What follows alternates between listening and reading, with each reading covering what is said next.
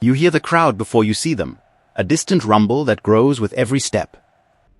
50,000 voices rise together, screaming for blood, their roar shaking the very ground beneath you. Today is the day you have been dreading. Today you fight in the arena. Out of thousands of gladiators who have entered this sand, only one man walks out alive. And today, by the gods above and the spirits of your ancestors, that man must be you. But to understand this moment, to feel the weight of the sword in your hand, we must go back to where it all began. You wake up on cold stone, the dampness seeping into your bones. Your head is pounding like a vardrum. Your wrists are chained to the wall, the iron biting into your skin. You can barely move, let alone stand. Look at your hands. These hands once held a sword with honor, fighting for Rome and its glory. Now you are not a soldier anymore. You are nothing but flesh and bone, waiting to be used. You are property, a thing to be bought and sold like cattle at the market. They have a name for what you are now, a title that will follow you to your grave. Gladiator. Yesterday you were a prisoner of war, captured in battle as your comrades fell around you. You fought for your tribe, for your home, for your family, who are now lost to you forever. But you lost.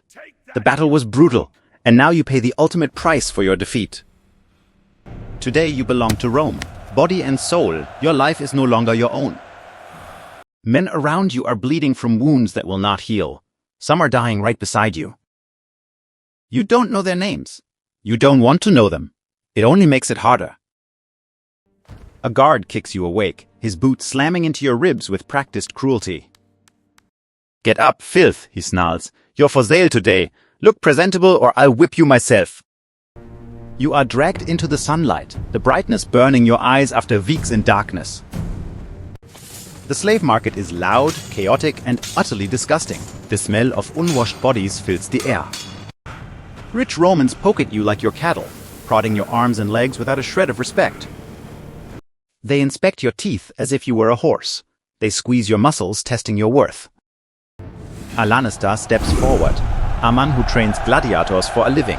His face is a mask of indifference. His eyes are cold, empty. He has watched thousands of men die in the arena without blinking. He counts out coins, gold passing from his hand to the slave master. You are sold. Again. You enter the Ludus Gates, the gladiator school where men are forged into killers. The smell hits you first, a mixture of death, sweat, blood, and pure fear that never fades. Other gladiators stop their training and stare at the new meat, their eyes measuring your worth. Some have fresh wounds, bandaged arms, and bloody faces. Some look completely broken inside. You are given a rough tunic, stained and torn. It smells like the last owner, whoever he was. And a wooden sword is thrust into your hands, heavy, clumsy, completely useless in real combat.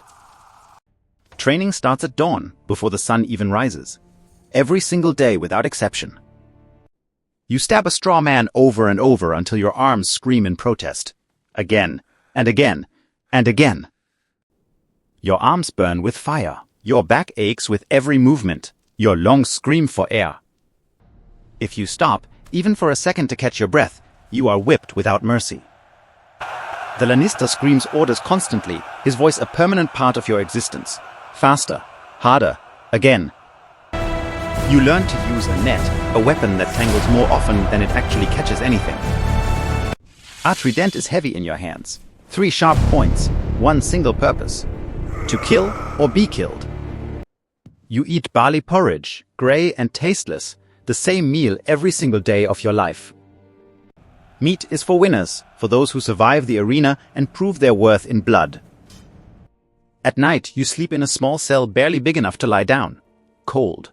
Alone with your thoughts. Chained to the wall like an animal in a cage, waiting for whatever comes next. You dream of home, of the family you lost, of freedom that seems impossible now. One morning, they call your name. Not a number, but your actual name. Your heart stops beating. Today is your first fight. The realization hits you like a physical blow. Today you might die.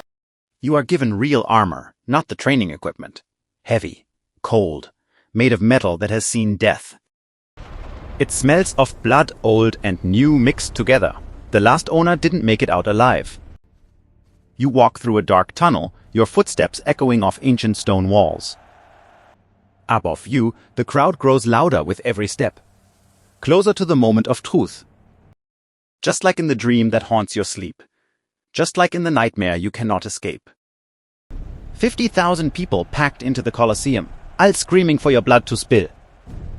The gate opens with a groan of iron. Light floods in, blinding you after the darkness. Sunlight hits your face like a physical force. You blink, trying to focus on what lies ahead. The sand is hot under your bare feet, warm from the morning sun and previous battles. And then you see him across the arena. Your opponent, standing ready and waiting. He is bigger than you, his muscles rippling under the morning light. Stronger, faster. He has killed before. You can see it in his cold, dead eyes that show no emotion at all. You raise your shield, the weight familiar now. Your hand is shaking despite your efforts.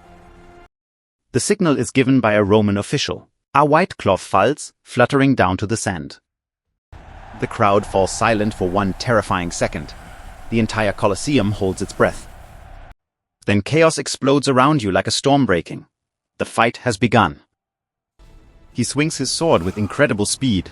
You block just in time, metal screaming against metal.